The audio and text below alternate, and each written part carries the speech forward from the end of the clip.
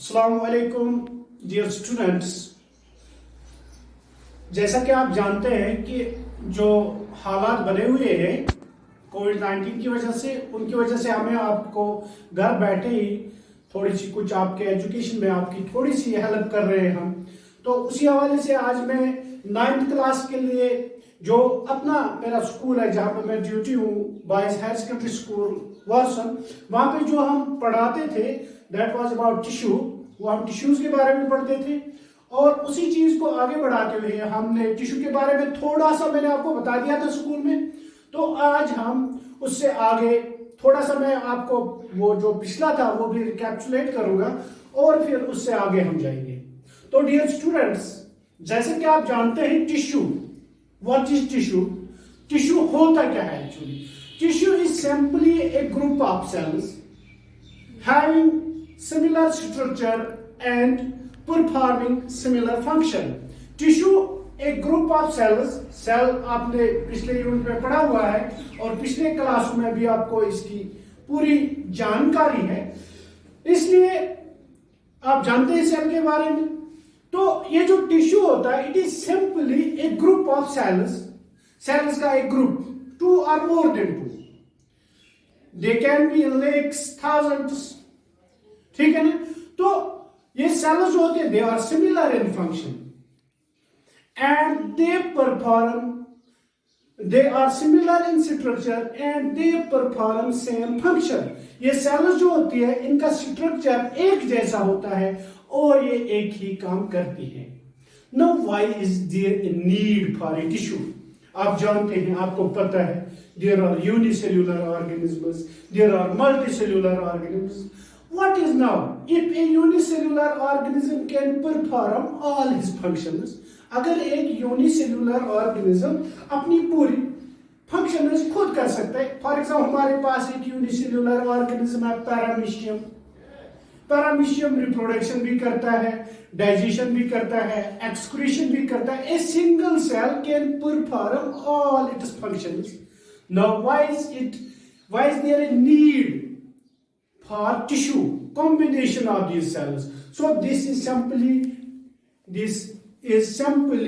the division of work, ताकि एक ही cell, ये एक सेल यहाँ पे पूरा काम करती है सारे लायक खुद ही अकेले में, लेकिन डिवीजन ऑफ वर्क जो होता है, डिवीजन ऑफ लेबर जो होता है, उसके लिए ये सिमिलर सेल्स आते हैं जिनका एक ही स्ट्रक्चर होता है, एक ही फंक्शन होता है। ये कहते हैं आओ जी मिल के काम करते हैं, तो ये ग्रुप बनता है कि इनका एम भी एक होता है, इनका काम भी एक होता है, इनका स्ट्रक्चर भी एक होता है, इनको काम ही एक करना होता है, इसलिए ये मिलकर ये काम करती है, ये ग्रुप बनता है and that is known as tissue. उसको हम टिश्यू कहते हैं। Now as you all are aware about, there are 2 types of living things, plants and animals. So there must be 2 types of tissues, plant tissue and animal tissue. So first of all we will discuss here about plant tissue. सबसे पहले आज हम plant tissue के बारे में जानकारी हासिल करेंगे। तो जहां तक plant tissue की बात है, plant tissue जो है it is of 2 types. इसके 2 टाइप्स हैं, meristematic tissue and permanent tissue. जैसे कि आप देख रहे हैं, this is meristematic tissue and here it is permanent tissue.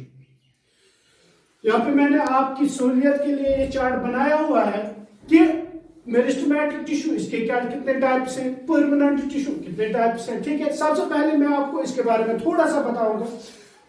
Meristematic tissue जो है इसके 3 टाइप्स हैं, apical meristematic tissue, lateral meristematic tissue, intercalary meristematic tissue, और in other words apical meristem, lateral meristem, intercalary meristem. Permanent tissue इसके 2 main types हैं, sample permanent tissue, complex permanent tissue. अब sample permanent tissue के again 3 types हैं, parenchyma, collenchyma, sclerenchyma. और complex tissue जो है इसके 2 टाइप्स हैं, phloem and xylem. Phloem again is made up of different types of tissues और cells that is sieve tubes and companion cells, और xylem जो है that is made up of xylem vessels and tracheids. तो ये हुआ इसका पूरा कि प्लांट्स में किस टाइप के टिश्यू होते हैं, कितने होते हैं, क्या होता है, ये इसका पूरा डिस्क्रिप्शन मैंने आपको दे दिया। नाउ अब हम सीधे आते हैं मेरिस्टेमेटिक टिश्यू पे। तो जहां तक मेरिस्टेमेटिक टिश्यू की बात है, meristematic is that type of tissue which has a power to divide again and again. Meristematic tissue एक ऐसा टिश्यू होता है प्लांट में जिसमें पावर ऑफ डिवीजन होता है, जो डिवाइड हो सकता है।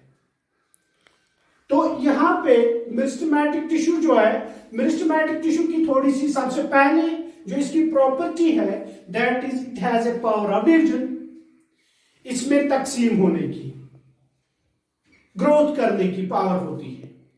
और जो मेरिस्टेमेटिक टिश्यू होता है it can be of spherical, इसका जो शेप होता है it can be of spherical shape, spherical as you know it is round like, it can be of oval shape egg like, it can be polygonal having many sided figure। और इसमें क्या होता है, इसका जो structure होता है, जो ये होता है मेरिस्टेमेटिक टिश्यू, इसकी जो सेल्स होती है they are closely packed together. ये जो सेल्स होती है ये क्लोजली पैक होती है। क्लोजली पैक मीन्स एक दूसरे के साथ बिल्कुल जुड़ी हुई। There is no intercellular space, इनके दरमियान कोई स्पेस नहीं होती है। They are just like the bricks of a wall, एक दीवार की ईंटें जो आपने देखी होगी उनके दरमियान कोई गैप नहीं होती है, बिल्कुल उसी तरह से ये मेरिस्टेमेटिक सेल्स होती है। और इनमें क्या होता है, they have a dense cytoplasm, as they are living cells they have cytoplasm and their cytoplasm very much dense. इनमें जो साइटोप्लाज्म होता है वो डेंस होता है, गाढ़ा होता है। और दे have A one big nucleus, इनमें जो न्यूक्लियस होता है एक बड़ा सा न्यूक्लियस होता है इनमें। और क्या होता है, इनका जो सेल वॉल होता है, their cell wall is very thin made up of cellulose.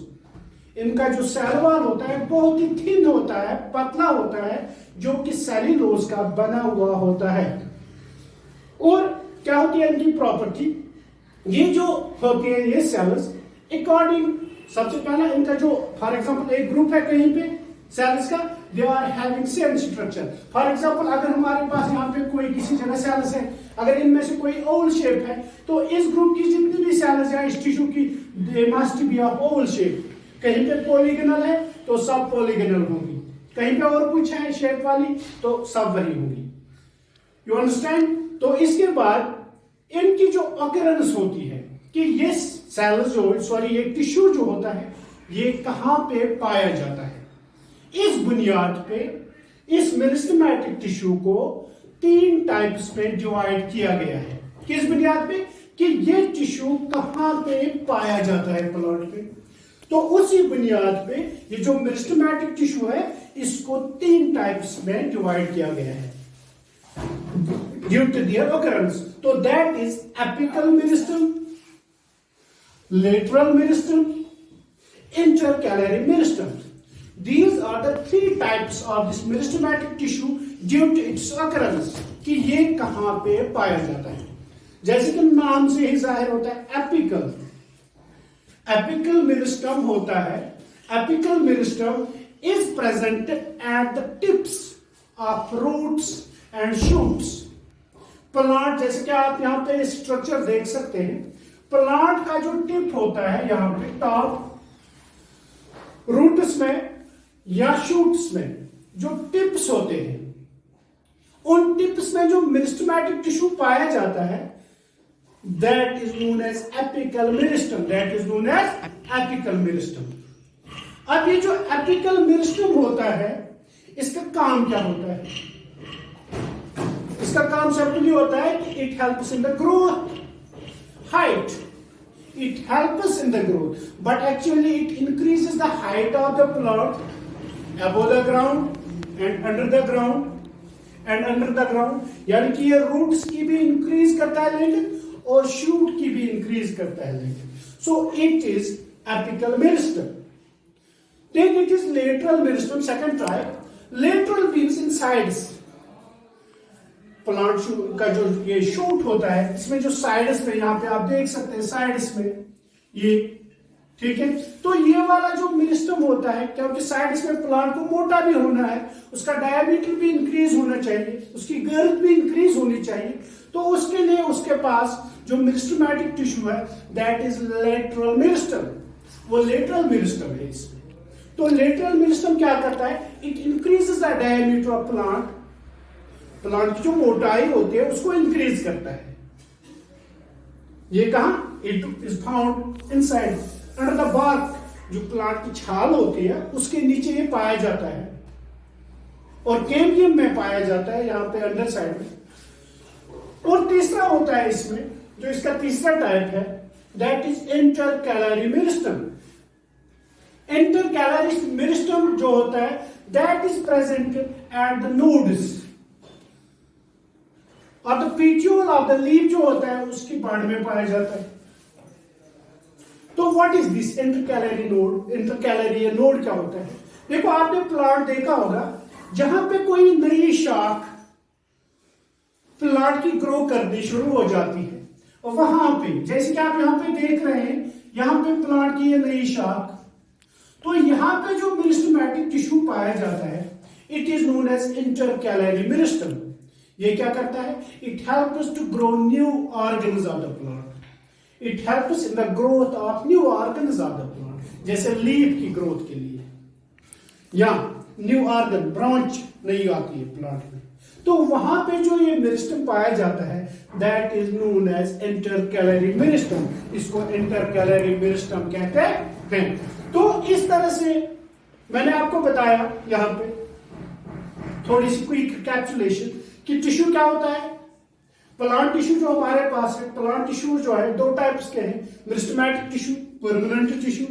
Meristematic tissue जो है, आज हमने इसी बारे में पढ़ा, मेरिस्टेमेटिक टिश्यू के बारे में। सबसे पहले मेरिस्टेमेटिक टिश्यू होता क्या है, इसकी क्या क्या खुसूसियात होती है, इसकी शेप कैसी होती है, बता दिया मैंने, स्फेरिकल हो सकता है, ओवल हो सकता है, पॉलीगन हो सकता है।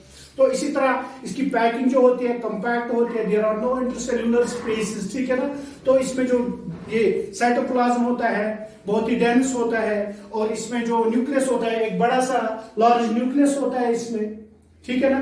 तो और क्या होता है, they are of same structure, इनका सिमिलर स्ट्रक्चर होता है, और इनकी ऑकरेंस ये कहां पे पाए जाते हैं उसकी बुनियाद पे इनके तीन टाइप से, apical meristem, lateral meristem, intercalary meristem.